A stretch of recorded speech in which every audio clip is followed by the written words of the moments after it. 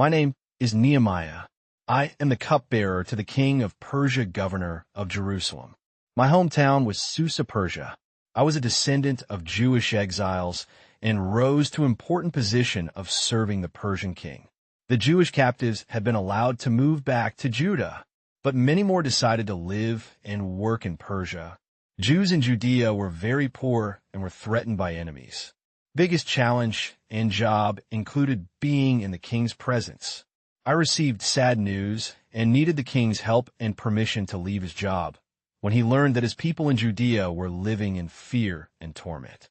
Jerusalem's walls had not yet been built to protect the city. I prayed and planned, then spoke up to the king. God gave him favor with the king, and Nehemiah received permission to travel to Jerusalem.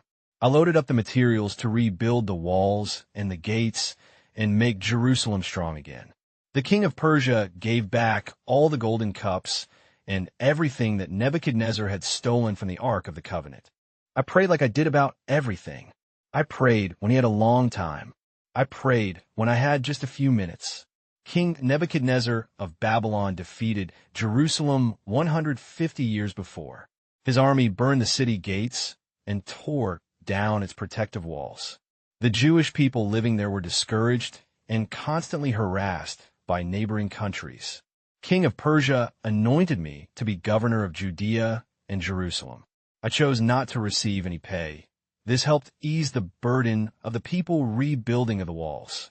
It was dangerous. Jerusalem's enemies didn't want the city to be protected again.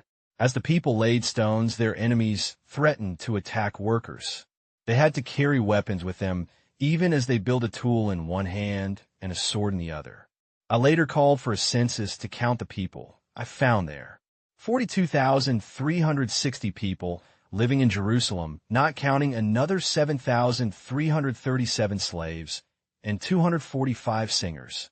God went silent for nearly 400 years until he sent his angel to a priest named Zechariah.